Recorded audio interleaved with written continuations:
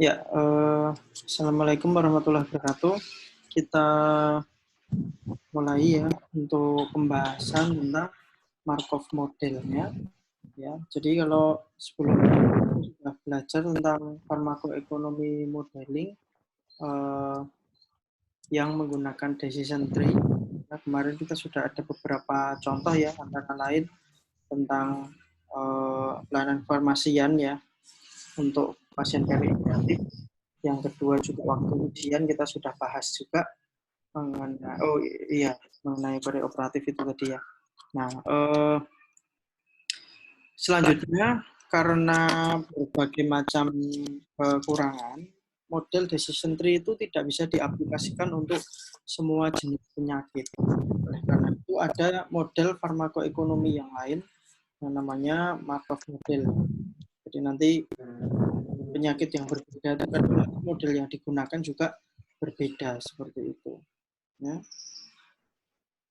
Nah, kita masuk tentang Markov model. Kenapa kok perlu itu? Karena yang pertama ada beberapa kelemahan dari decision tree. Kalau di decision tree itu hanya bisa digunakan untuk satu kali siklus gitu ya. Maksudnya satu kali siklus tuh ya satu kali apa ya?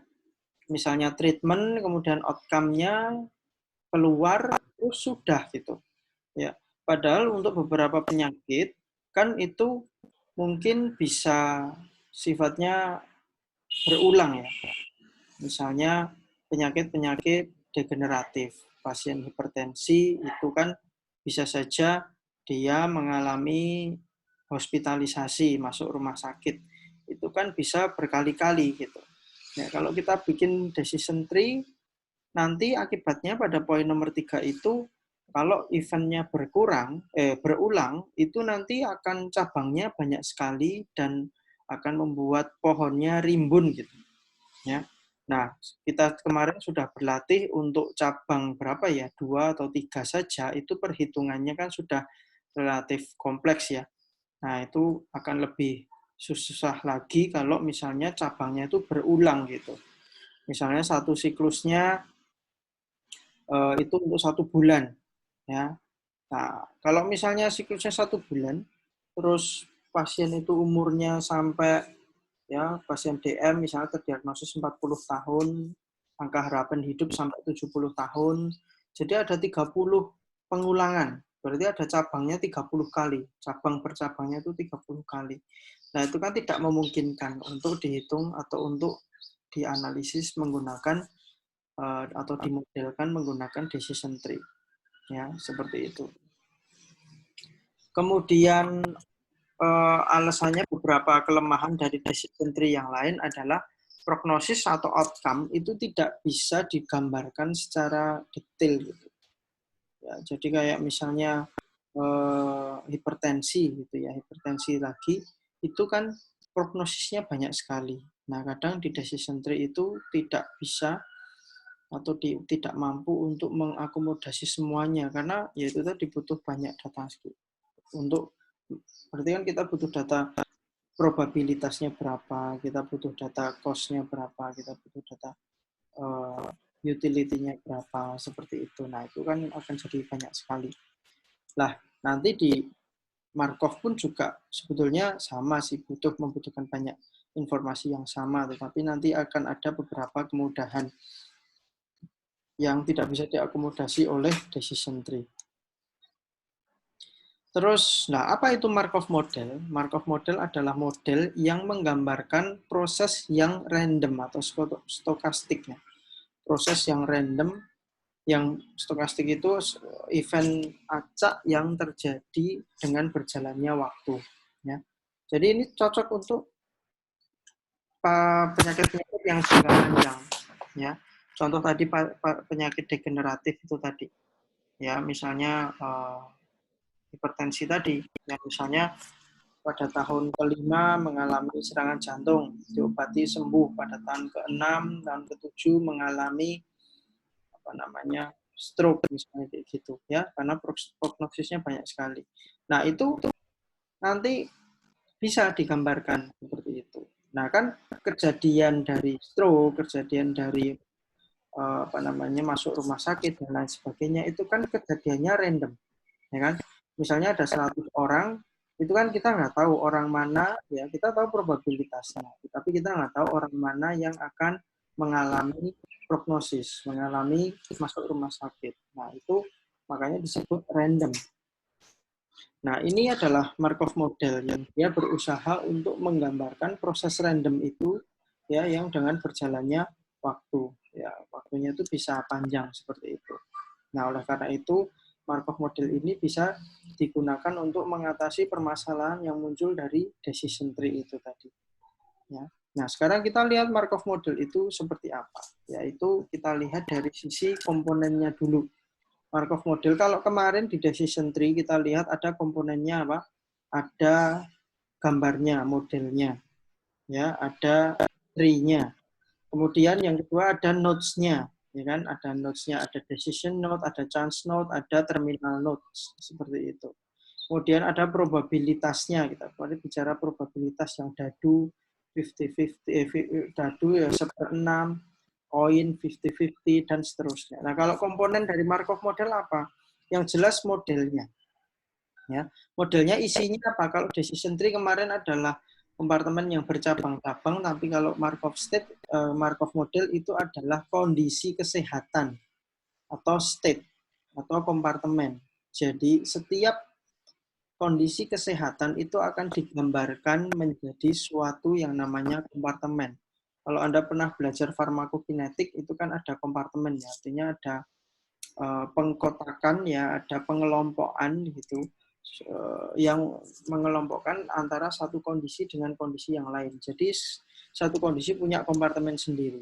Contohnya seperti ini. Kalau kita mau membuat model dari kanker payudara seperti itu, kan kita bisa membuat kondisi, kita bisa mengidentifikasi kondisi apa saja sih dari seorang wanita itu yang mengalami kaitannya dalam proses terjadinya penyakit kanker payudara. Ya. Untuk contoh yang paling sederhana, minimal pada gambar yang sebelah kiri, itu kita bisa menggambarkan, bisa memilih 3 kompartemen saja, yaitu wanita sehat, yaitu wanita yang tidak mengalami kanker payudara, kemudian wanita dengan kanker payudara, dan juga wanita yang meninggal. Ya, jadi kita harus memikirkan kira-kira kejadian dari yang berkaitan dengan kanker payudara itu apa saja. Nah, kebetulan untuk model yang sebelah kiri hanya mempertimbangkan 3 Markov state atau 3 kompartemen atau 3 kondisi, yaitu wanita sehat, wanita dengan kanker payudara, atau wanita yang meninggal baik karena sebab alami atau meninggal karena kanker payudara. Seperti itu. Kemudian selain itu, bisa juga kondisi yang sama, yaitu kanker payudara, itu bisa kita gambarkan menjadi lebih detail, ya, Markov state-nya. Ya. Karena apa? Kanker payudara saja itu bisa dibagi menjadi berbagai stadium. Ya, kalau misalnya kita ingin menggambarkan secara lebih detail, itu bisa saja wanita sehatnya tetap, meninggalnya tetap, tapi kanker payudaranya kita buat lebih detail.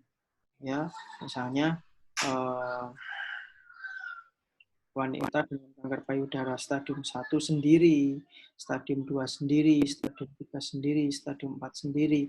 Nah, itu kita bisa membuat model seperti itu. Ya.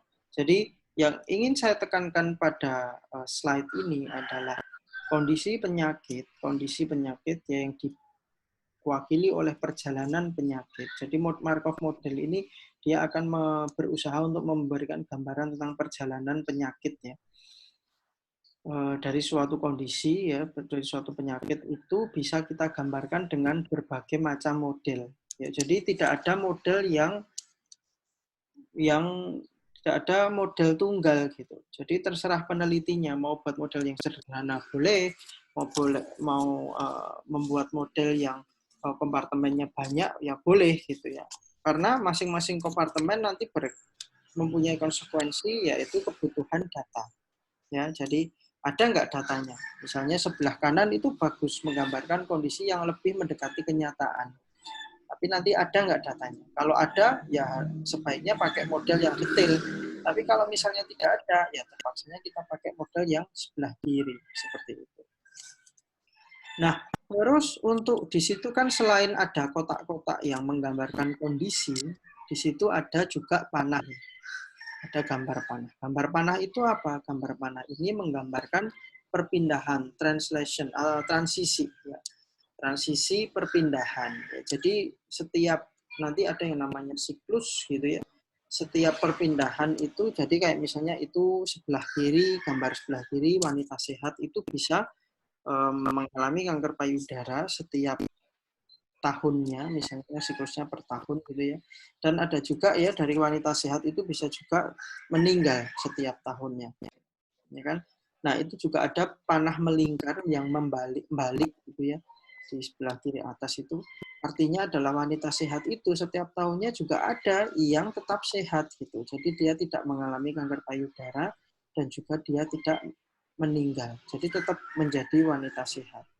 Nah mungkin terus di siklus tahun berikutnya ya yang dengan wanita sehat ya berarti punya probabilitas untuk berpindah ke 3 komponen yang sama gitu ya, bisa ke meninggal, bisa ke mengalami kanker payudara, bisa juga tetap sehat seperti itu. Nah, kalau Anda lihat di bagian meninggal gambar sebelah kiri itu panah keluarnya cuma satu, yaitu melingkar kembali ke meninggal. Ya karena secara logika ya orang sudah meninggal nggak mungkin kembali menjadi sehat dan juga nggak mungkin kembali mengalami menjadi kanker pasien kanker payudara. Kalau sudah meninggal ya panahnya balik ke dalam situ lagi, meninggal terus setiap tahunnya. Seperti itu. Karena kita akan melakukan follow up sampai waktu yang ya namanya time horizon gitu ya. Bisa 10 tahun, bisa seumur hidup, bisa berapapun seperti itu. Ya. Nah, nanti kalau ada yang belum paham kita bisa diskusikan di belakang.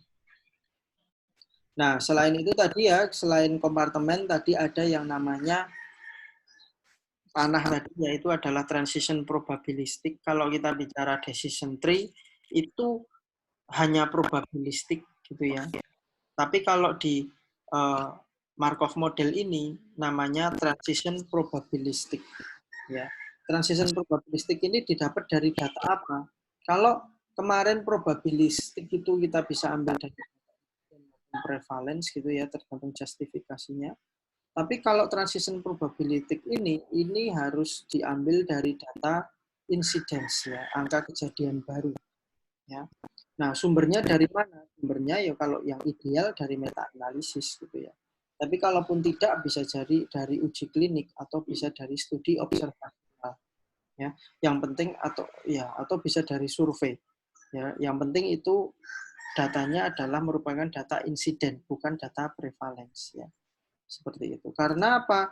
Kalau kita lihat tadi dari gambarnya, berarti perpindahan itu kan menggambarkan jumlah orang yang berpindah karena baru mengalami kasus yang baru mengalami kompartemen yang dituju. Misalnya apa? Misalnya dari sehat ke mengalami kanker payudara. Jumlah orang yang berpindah itu akan digambarkan oleh orang-orang yang baru terdiagnosis kanker payudara. Jadi pasien baru, jadi dari data insiden seperti itu. Ya. Jadi minimal untuk membuat model itu ada 2 poin ini ya. Selain itu juga ada sih data nanti efektivitas, data biaya, data utility atau data klinisnya itu sama dengan decision tree nanti akan ditempelkan di kompartemen seperti itu, tetapi yang poin yang berubah adalah bentuk modelnya dan juga nanti transition probabilities-nya ini. Nah, ini adalah simulasi dari model kanker payudara yang menggunakan 3 kompartemen tadi. Ya, misalnya di sini di sebelah kiri ini adalah kondisi pasien sehat, orang sehat, wanita sehat. Yang di sebelah tengah itu adalah kondisi kompartemen kanker payudara dan yang paling kanan itu adalah kondisi meninggal. Di sini sebelah kiri ada kotak berwarna hitam, itu menggambarkan siklus keberapa. Ya, pada siklus ke-0 atau pada kondisi awal, kita mengasumsikan misalnya kondisi dalam penelitian, itu kita mengumpulkan subjek uji, yang mana itu kita kalau namanya modeling, ya kita nggak ngumpulin subjek ujinya, kita tinggal naruh aja kira-kira pasiennya berapa. Seperti itu. Nah, dalam hal ini kita taruh pasiennya misalnya 100.000. Ya, 100.000 dari pasien yang sehat.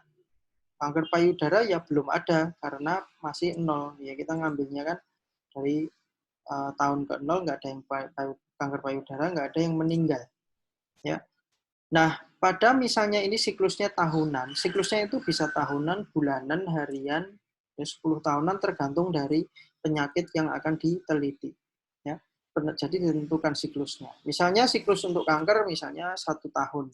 Ya, setiap tahun, ya misalnya tahun ke-1, ada probabilitas transisi, ada perpindahan, ada kemungkinan orang berpindah dari kondisi sehat, ya, berpindah ke mengalami kanker payudara. Ya, dari sehat pada tahun berikutnya ada kemungkinan yang meninggal. Nah, probabilitas transisinya itu dari mana? Dari tadi ya, dari angka insidensi, ya. Nah, angka insidensi untuk misalnya kita dapat angka insidensi tahunan, ya orang dalam waktu setahun, orang misalnya di Indonesia yang mengalami kanker payudara itu kasus barunya sebesar 0,00128. Ya, seperti itu. Nah, terus oleh karena itu, karena populasinya adalah 100.000, berarti dari 100.000 ini berapa yang berpindah mengalami kanker payudara?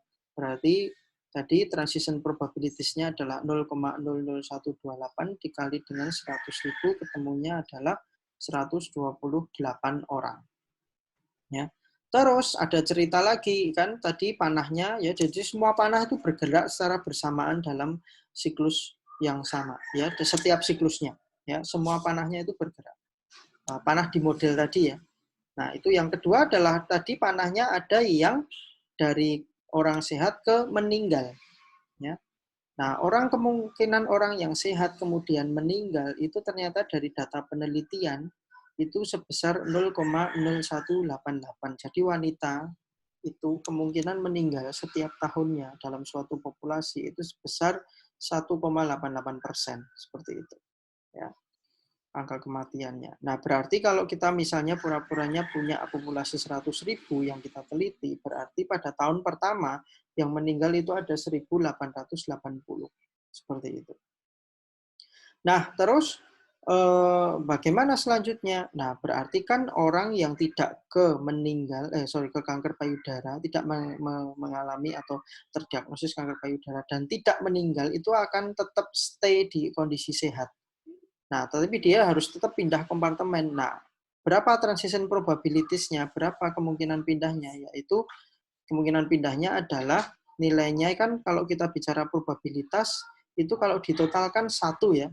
Nah, angka ini diperoleh dari angka 1 dikurangi transition probabilitas dari orang sehat ke kanker payudara, dikurangi lagi dengan nilai transition probabilities dari orang yang sehat ke meninggal, ketemulah 0,97992. Ya, jadi pada tahun pertama orang yang tetap sehat itu sisanya ya dari yang mengalami kanker payudara dan meninggal itu sisanya 97.992. Ya, seperti itu. Nah, tahun kedua ada sedikit perbedaan ceritanya ya. Kayak gitu. Kalau yang dari kondisi sehat sih tetap saja sebagian ke kanker payudara, sebagian ke meninggal dan sisanya tetap sehat. Tetapi kan pada pasien kanker payudara awalnya 0, tidak bisa di karena 0 ya nggak kemana-mana, nggak ada orangnya. Nah sekarang sudah ada orangnya, kita lihat panah pada kompartemen kanker payudara, ya dari panah dari kompartemen kanker payudara ini ada 2 yang keluar, yang satu menuju ke meninggal, yang satu dia tetap di kanker payudara. Oleh karena itu berarti harus ada panah 2 keluar, yang pertama ke meninggal, yang kedua adalah tetap di kanker payudara, seperti itu. Nah, terus tadi yang meninggal panahnya cuma ada satu, yaitu tetap masuk ke meninggal, makanya dia jumlahnya semuanya ke sini. Nah, angka 1880 ini turun semua, terus ada sebagian dari kanker payudara meninggal, jadi ditambahkan, terus dari orang sehat ada yang meninggal, jadi ditambahkan lagi. Ketemu angkanya total pada tahun kedua yang meninggal pada populasi 100.000 itu jumlahnya 3.725. Terus sebentar.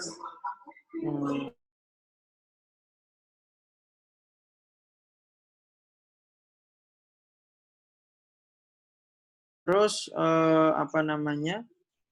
Tadi sampai berarti untuk jumlah meninggalnya 3.722 dan yang ini juga penjumlahan dari sebagian 128 ini tidak semuanya masuk ke sini. Karena apa? Sebagian pergi ke meninggal. Kan ada sebagian pasien kanker payudara yang meninggal, kan? Tapi ada yang tetap menjadi statusnya pasien kanker payudara. Jadi tidak 128 tapi lebih kecil. Ya, setelah dikurangi perpindahan ini 0,01940 kali 128 jumlahnya nanti ya ada hitungannya.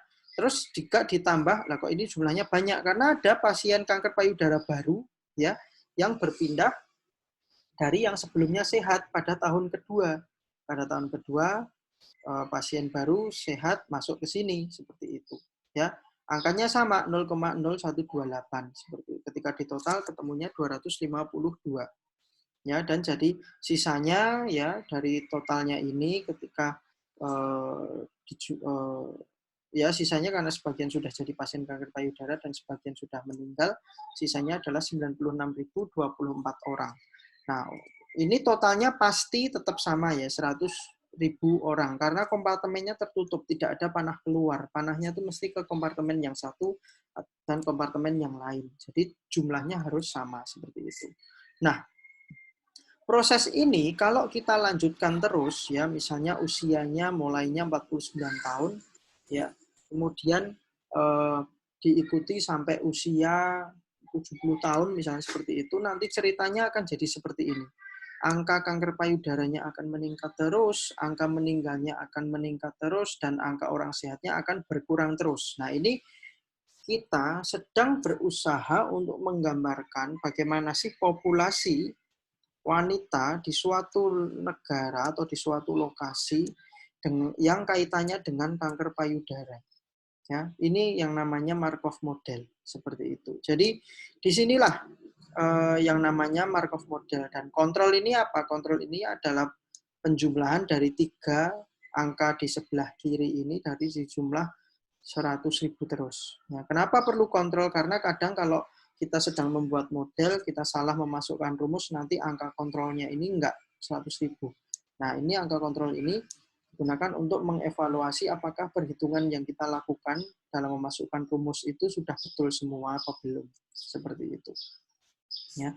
Jadi di situ kita bisa menggambarkan bagaimana sih profil orang sehat, berapa profil orang kanker payudara, dan berapa profil orang meninggal.